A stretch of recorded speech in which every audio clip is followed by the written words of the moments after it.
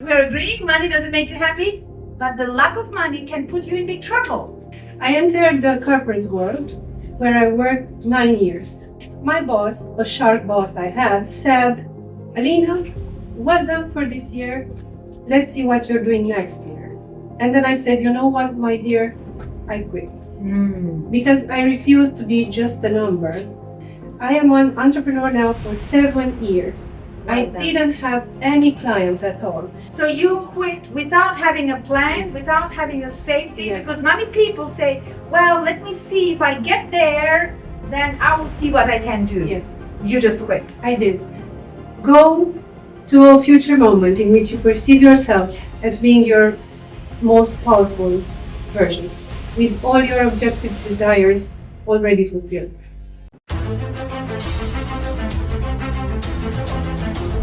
Alina, welcome to Global Women Club. This time you are in Brussels, you traveled from Romania, and it's incredible to see your journey and what you have started. And now here you are inspiring us with your success story. I want to know, where did it start? Thank you, Mirela, for having me. It started when I was 16 in a conversation with my mother. I was telling her that I love a lot of beautiful things. And she kept on saying that I should be grateful for what I have, that I should be inspired and thank God for all the beauty and for our house, for our amazing love. And then in my mind started an idea that sounded like I should be less. I should want less. I should quiet my voice. And then I started having like a contradiction inside of me because I knew I wanted to impact the world. I loved time with my friends, and I heard a lot of international speakers online that super inspired me. But my mother, the one whom I so dearly love, told me that I shouldn't access that because it's too much. And I shut myself down until I found my rich friend, not my rich mother, my rich friend, Rinda. She was retired at 42, and she so inspired me by a program at 16. She learned me about money. And then I was thinking, Well, my old mama told me that money is bad. yes, And now you're conflicting it. yes. Who do I trust? What do Am I I a do? bad person? Mm. Yes. Because here's the thing, Alina, thank you for bringing Yes. this. It's so important. Have you heard this expression like, money doesn't make you happy? Yes, absolutely. I'm okay with that. Yeah. But yeah, people told us that, and we were trained with that. What our mama didn't tell us, me and you, Yes. and what other people didn't tell us, what we had to learn the hard way, is that lack of money make your life miserable. Yes. Okay, we're agreeing money doesn't make you happy, but the lack of money can put you in big trouble. Indeed. Now, did you learn that through the hard work? Yes, I did.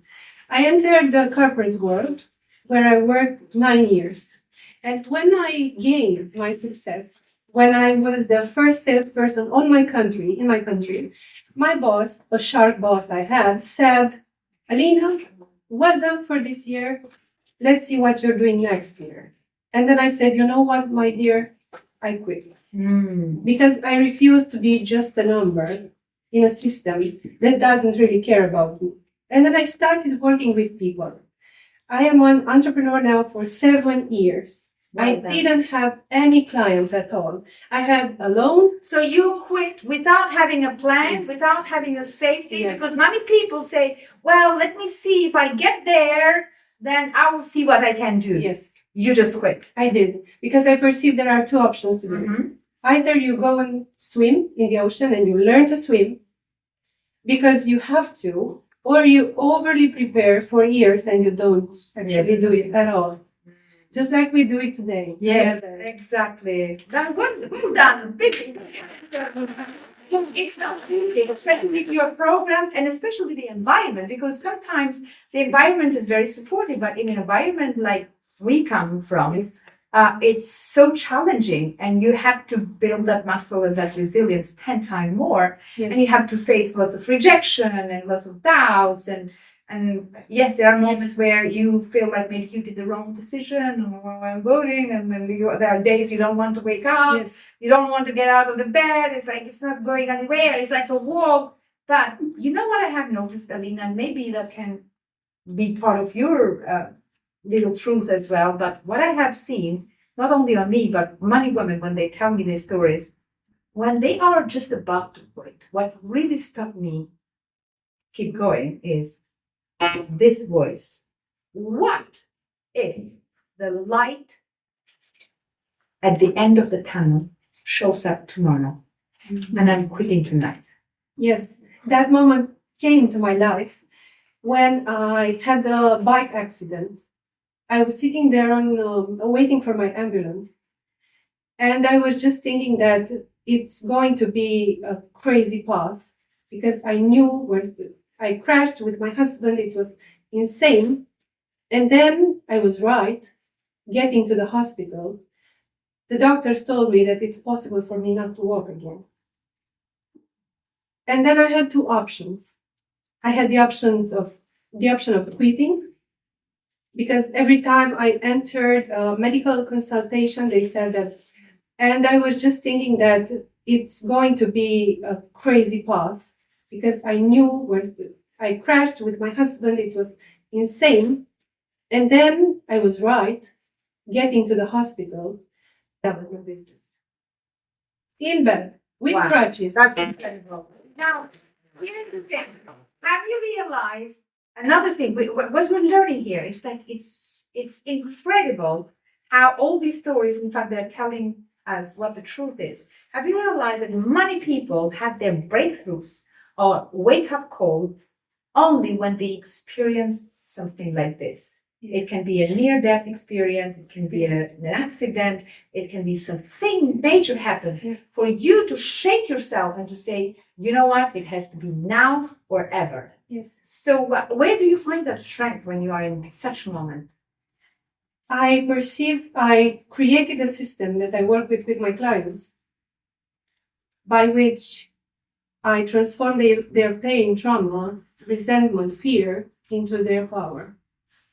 So every time I perceive fear, that's the exact direction I'm going towards. This is how we met as well, because I came to you and I said, Mirela, I want to go global. And maybe you said, oh, wow, such determination or craziness at the same time. But I am tired of perceiving myself as being too much. I totally deserve, and this is what I work with, the self-worth level, raising people's self-worth by coaching and automations and marketing and helping them get out there. I refuse to feel that I'm too much. Keywords: coaching, automation, marketing. These are things that when there is a journey, right? So there are women like us who they start feeling like, look, I need to do something in my life. Nobody's doing this for me. I have to do it for myself. But then we don't know where to start, what to do. Definitely. So when you come in meetings like this, if you are kind of in tune with everything you observe, everything is shared, obviously the answers are here. Coaching. How many people you have you meet when you get out of the house in events like this, in opportunities like this, that can coach you? But then automation is like, how can you replace the old reprogramming with a new one? It's always, you have to kind of repeat, and then it becomes autopilot. And number 3, marketing. What David was saying earlier, marketing is the fuel of everything. So how did you learn all of that? You didn't have it from the beginning. When I started being an entrepreneur, I had the first client that said, Alina, I'm going to pay you cash. He came with the money and he gave me the money. And when I saw the money and I started I could throw up. When kind of resented it. Yes. Yeah? I was just thinking, oh, I don't want it. It was such a fear and struggle inside of me. And then I started wondering, what if people have the same perception? What if their message is so valuable, but they cannot take the money for it? to do the fair exchange. And then I started working with clients, and they had the same issue. And then I started investing in myself, and I started working with Dr. Jinder Martini, Oh, yeah, yeah. I learned his method, and I crafted my own method. And then I understood that if people see money as enemy or friends or an instrument, it's up to them. So I started helping them to take responsibility for what they do with their life. Now, for someone coming from a place where there is no resource, there is no environment to support her, it hasn't been something from her past that has equipped her with these skills, it hasn't been any evidence to kind of guide you to where you need to go. And look, you found the way.